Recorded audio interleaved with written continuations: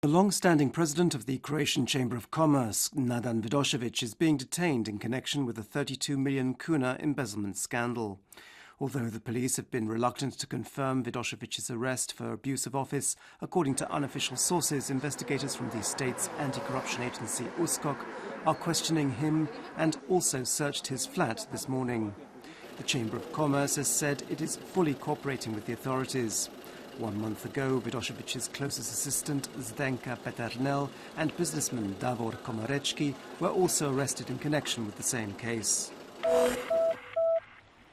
Emergency flood defence measures have been declared in the town of Karlovac, where water levels on the river Kupa have risen more than 3 metres in the last 24 hours and now stand at 777 centimetres.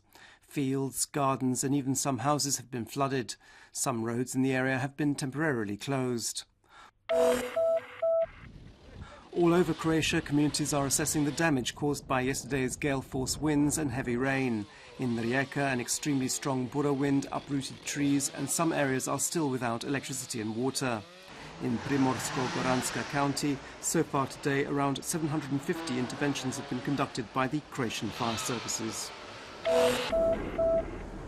Croatian Finance Minister Slavko Linić is in Brussels, where he has met with EU Vice President and Commissioner for Monetary Affairs, Olli Rehn, about Croatia's excessive deficit and the measures the Croatian government will introduce to balance the budget deficit.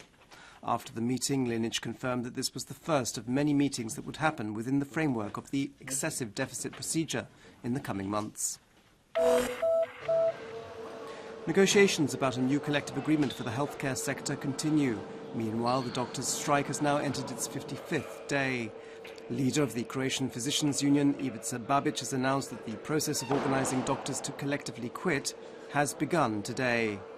He also said that if the salaries of those doctors who participated in the strike were reduced, his union would seek protection from the courts.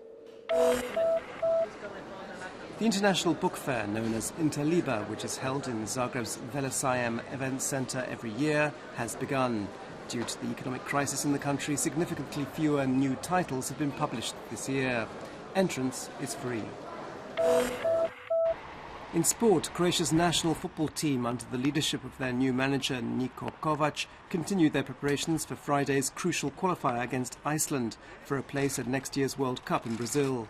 The match in Reykjavik begins at 8 p.m, with the return leg being played next Tuesday in Zagreb. And in tennis, Serb Novak Djokovic has defended his Masters Series title in London. In the final, he defeated the Spaniard Rafael Nadal 6-3, 6-4, his 22nd consecutive victory. In the men's doubles, the Spanish pair of David Marer and Fernando Verdasco beat the American brothers Bob and Mike Bryan 7-5, 6-7, 10-7. This afternoon's forecast calls for mainly cloudy weather inland and in the south of the country. In higher regions and on the open seas, there will be some rainfall. In northern Dalmatia and along the northern Adriatic coastline, there will be some sunny periods. While in most parts of the country, northeasterly winds will weaken during the day, there will still be a moderate to gale-force strength northeasterly Bura wind in the Velebit Channel. On the southern Adriatic, there will be a moderate to strong easterly and southerly wind. Highest daily temperatures will be between 6 and 11 degrees Celsius inland, between 3 and 6 degrees in higher regions, and between 12 and 17 degrees in most coastal areas, up to 20 degrees along the southern Adriatic.